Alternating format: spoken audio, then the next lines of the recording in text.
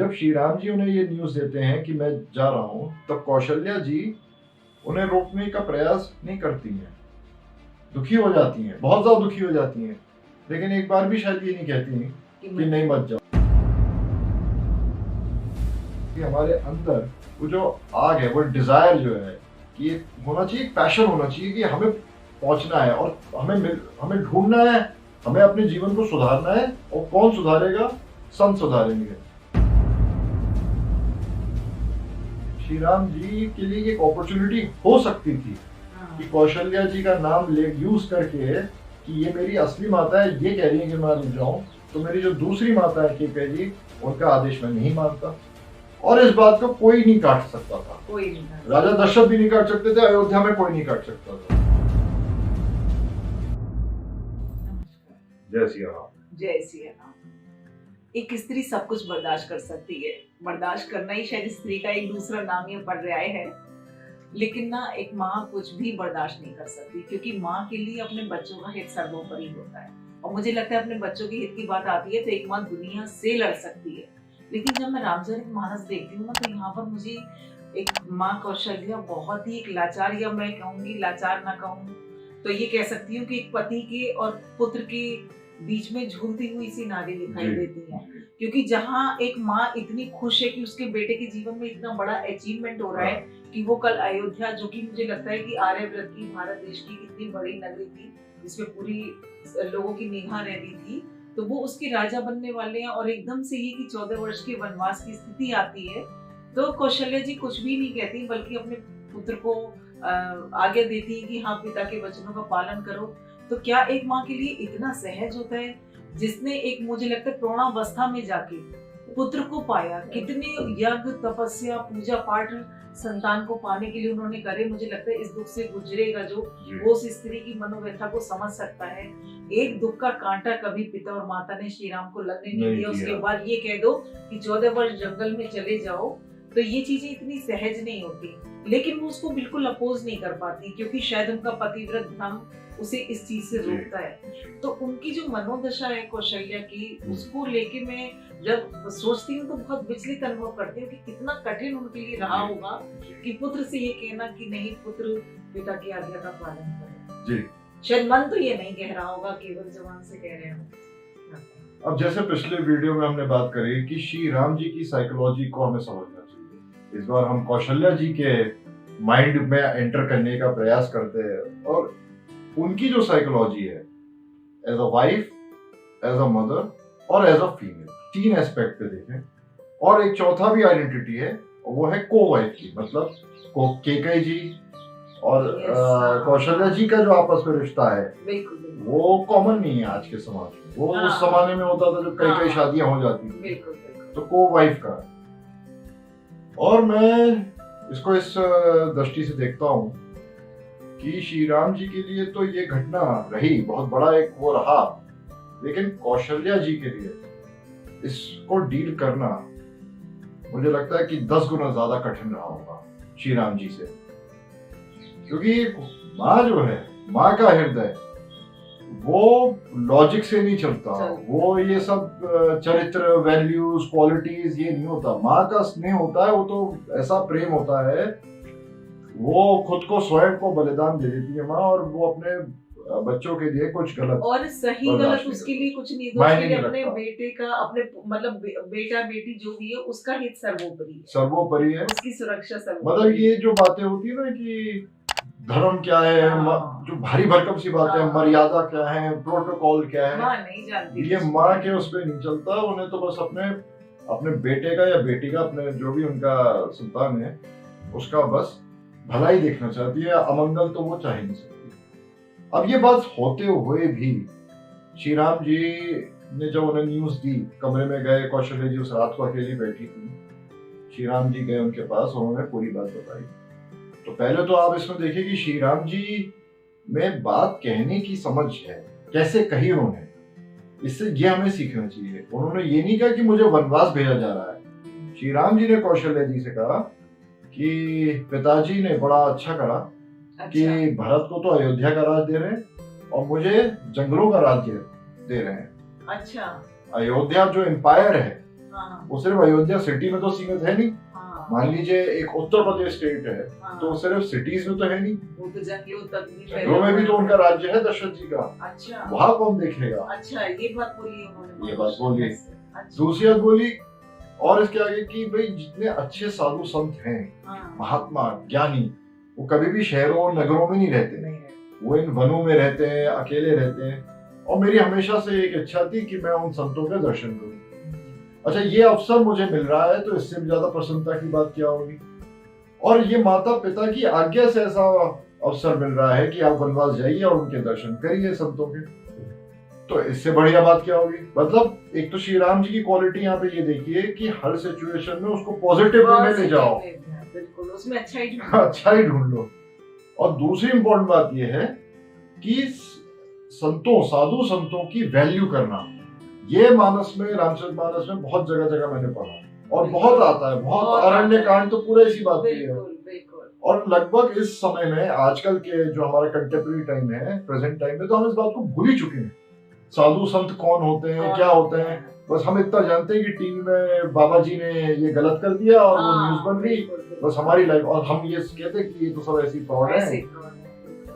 साधु संतों का महत्व हम भूल चुके हैं और इस वजह से यही कारण मानिए कि जो हमारा समाज है, इसका जो पतन है, डाउनफॉल क्यों होता जा रहा है। हम हर बात पे क्यों प्रॉब्लम देखते रहते हैं कि फैशन ने यंगस्टर्स का दिमाग खराब कर रखा है, मतलब भ्रमित कर रखा है, या रिश्ते ठीक से नहीं चल रहे, वैल्यूज चल रहे, फैमिली वगैरह वगैरह, क्योंकि आप लोगों ने अपनी लाइफ में साधु संतों को वैल्यू देना छोड़ दिया है।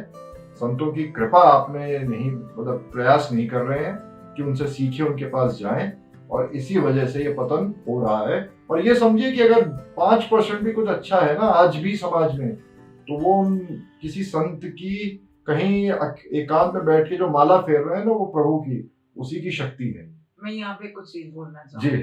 भागवत में लिखा है कि जब तक किसी भी गांव में, गांव मतलब नगर भी हो सकता है, एक सती और एक संत है जी, तब तक उसका बाल विवाह का नहीं हो सकता, वो उन्हीं के तब पर टिका हुआ है। लेकिन आजकल संत मिलते हैं और सती, आजकल संतों को ढूंढने वाले भी कहाँ मिलते हैं, या सती जी को भी ढूंढने, या सती जी को सती जी वैल्यू देने वाले कहाँ मिलते हैं। ये बात मैं आपकी सहमत, क्योंकि जो लोग ना टीवी में दिखाई देते हैं, हम उन्हीं को समझते हैं। आप ढूंढने निकला कौन है। मैं निकला था, मुझे मिल गए। मैं कह सकता हूँ मैं बैठा हूँ आपके सामने, हमारे गुरु महाराज जी संत है। नहीं ये और सती जी का मतलब ये मत समझिए कि जो बिल्कुल चिता में, वो अर्थ नहीं लीजिए। सती जी का जो आप कह रहे हो, उसका अर्थ हमें ये लेना चाहिए जो वो अपने स्त्री धर्म का पतिव्रत धर्म को जो बिल्कुल परफेक्ट, जो आगे आएगा अभी मान सूर्या सीता जी को इस बारे में बताएंगे। तो ये आपने बहुत अच्छी बात करी कि संत और सती जहाँ होंगे वहाँ ठीक रहेगा, बिल्कुल परफेक्ट है। नहीं मिलते क्योंकि हमारे अंदर वो जो आग है, वो डिजायर जो है कि होना चाहिए, पैशन होना चाहिए कि हमें पहुंचना है और हमें ढूंढना है, हमें अपने जीवन को सुधारना है। और कौन सुधारेगा, संत सुधारेंगे।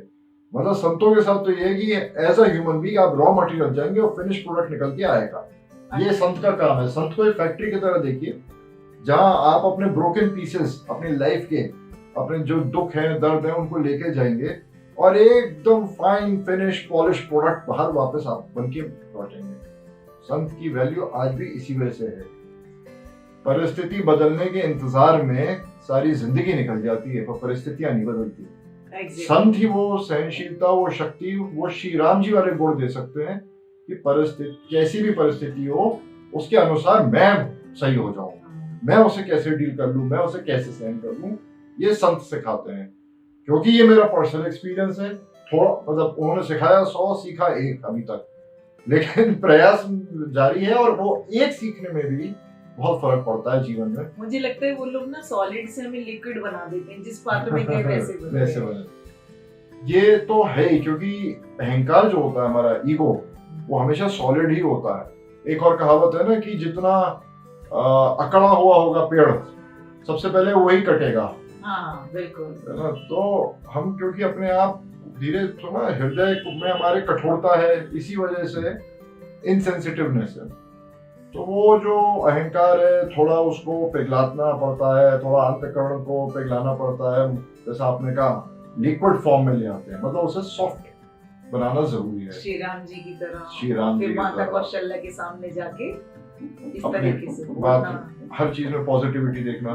फिर- अब माता कौशल्या जी की बात हाँ, हम यहाँ ले आते हैं क्योंकि उन्हीं के बारे में ये प्रश्न था। जी मेरी दृष्टि में थोड़ी सी कौशल्या जी से ये चूक हो गई कि वो कैकेयी जी का स्वभाव तो जानती थी, 20 वर्षों से साथ रह रहे थे, उन्हें पता था कि कैकेयी जी में अहंकार, ईगो और एक एम्बिशियस लेडी है। हाँ, और जब कौशल्या जी ने जैसे ये सुना कि श्री राम जी को राज्याभिषेक हो रहा है तो वो सब कुछ भूल गई, बस मेरा पुत्र कल राजा बनेगा, इस आनंद में हाँ, वो चारों तरफ भूल गई बातें। लेकिन दशरथ के बाद पूरे अयोध्या में सबसे सीनियर मोस्ट कौशल्या जी है, तो कौशल्या जी को थोड़ा केयरफुल रहना चाहिए था कि बाकी मेरी जो हैं, कैकेयी जी हैं या सुमित्रा जी हैं, और उनके जो पुत्र हैं लक्ष्मण जी, शत्रुघ्न जी या भरत जी, ये इस न्यूज को कैसे लेंगे। हाँ, सही बात। थोड़ा अगर दूर की सोच वाली बात है, दूर की सोच। गहरी सोच वाली बात है कि ये इस घटना को कैसे लेंगे।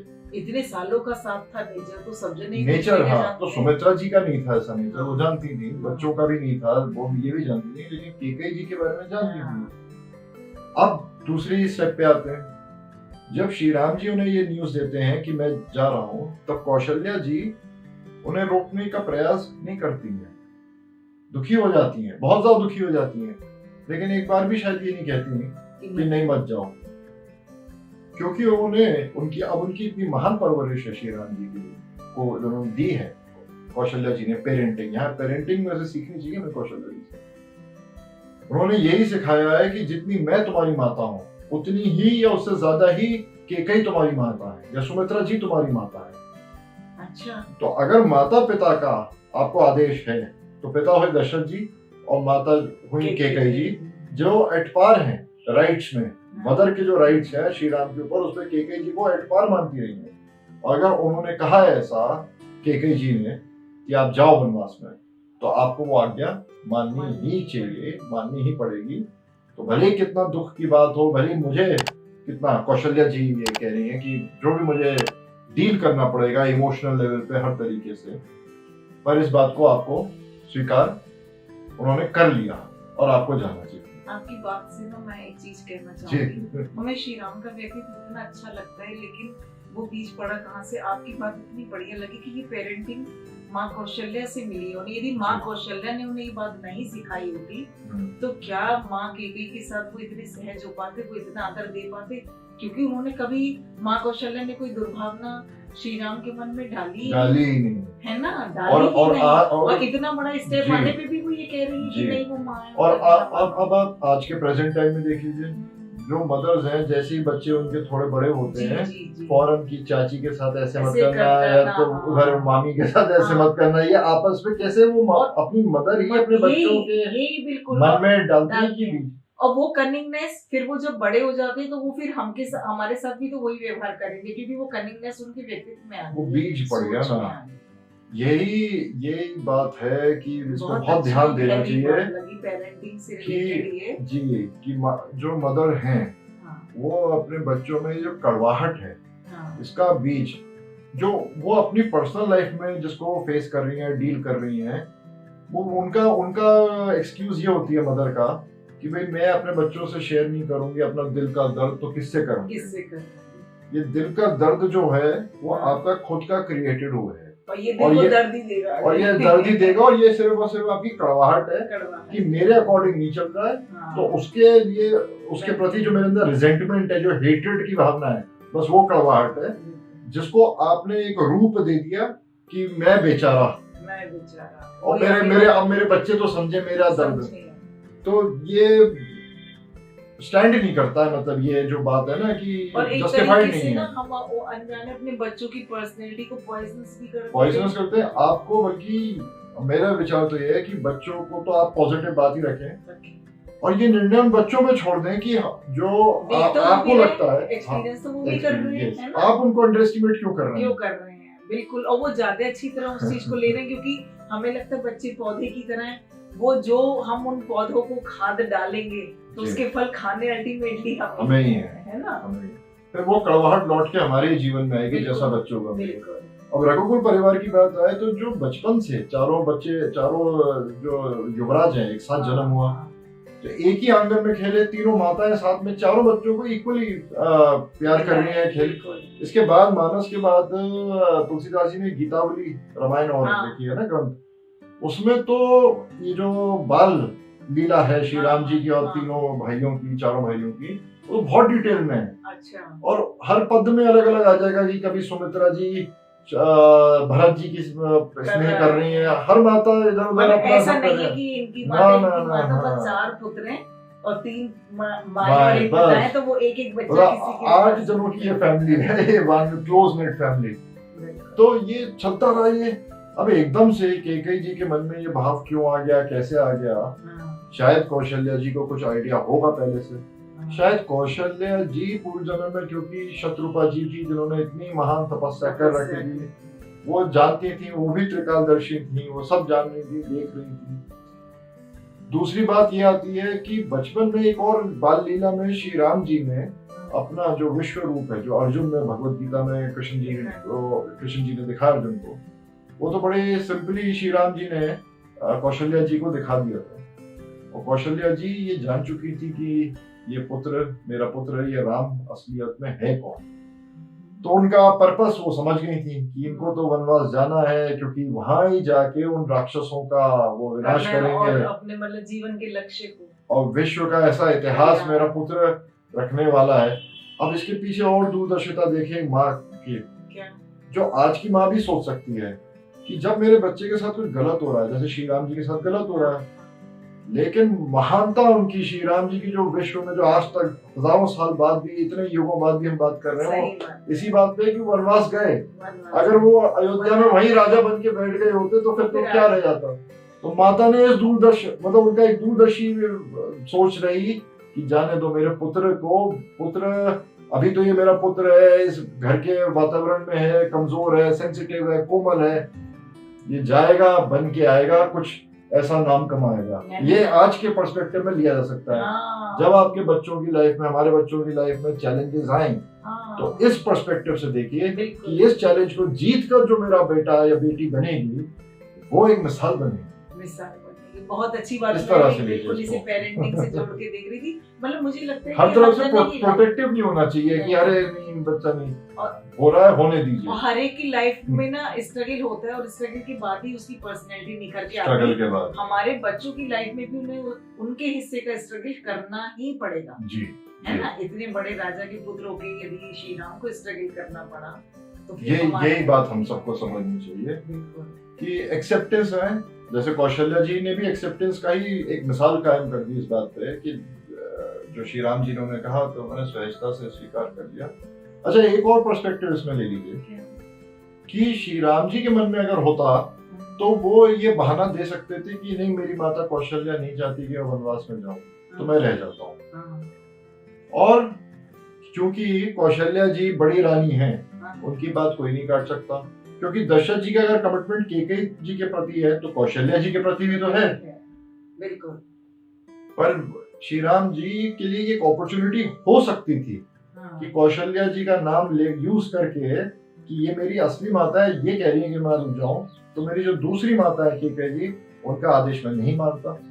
और इस बात को कोई नहीं काट सकता था, कोई नहीं, राजा दशरथ भी नहीं काट सकते थे, अयोध्या में कोई नहीं काट सकता था। असल में ये दो जनों की जो बीच की कहानी थी ना, परवरिश देने वाला और परवरिश पाने वाले की सोच ही बिल्कुल अलग तरीके की थी और एक सी थी जी, है ना। वहाँ पे स्वार्थ या स्वहित वाली बात ही नहीं थी, दोनों के मन में लोक कल्याण की और वैल्यूज की बात जैसे लगता है।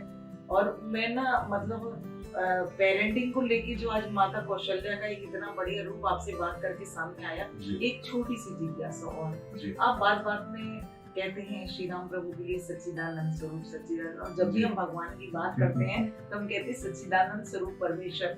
6th 7th 8th में जब भी हिंदी की किताब आती थी सबसे पहली जो प्रार्थना है ना होती है, उसमें वो सच्चिदानंद, तो वो कभी सच्चिदानंद समझ नहीं आता। तो मैं चाहती हूँ कि आप जी बस क्विकली इसको मैं समझा दूंगा शॉर्ट में कि सत चित आनंद 3 शब्दों से बना है सच्चिदानंद। सत्य मतलब जो ट्रुथ है, मतलब ट्रुथ है तो फॉल्स क्या है? जो भी बदलता है, परिवर्तनशील है, वो फॉल्स है। अच्छा, आज बना कल जो खत्म हो जाएगा वो अनट्रू हो गया, वो फॉल्स है, वो सत्य नहीं है, वो असत्य है। जैसे ये शरीर है, बच्चा बेबी पैदा हुआ, ये शरीर के साथ बड़ा हुआ, फिर ये वृद्धावस्था आएगी और शरीर फिर नष्ट हो जाएगा, तो ये शरीर असत्य है। तो वो जो सत्य है वो क्या है? जो परमानेंट है, हमेशा। हाँ, उसको हम खुद ढूंढे। हाँ, इसको शब्दों में परिभाषित ना करें, हम नहीं कर पाएंगे। हम सिर्फ असत्य समझने की क्या है। क्या है? बिल्कुल। चित्त यानी कॉन्शियसनेस, इंटेलिजेंस, जीवंत, जिसमें लाइफ है, प्योर लाइफ है। अब मैं फिर से एग्जांपल इसी शरीर का, मनुष्य शरीर का दूं, तो इसमें जो ये शरीर है ये है जड़, और इसमें जो कॉन्शियसनेस है वो चेतना है जिससे शरीर चल रहा है, वो है कॉन्शियसनेस, इंटेलिजेंस। तो हम as a human being, consciousness और प्लस ये शरीर, जड़ शरीर, चेतन और जड़ का मिक्सचर है।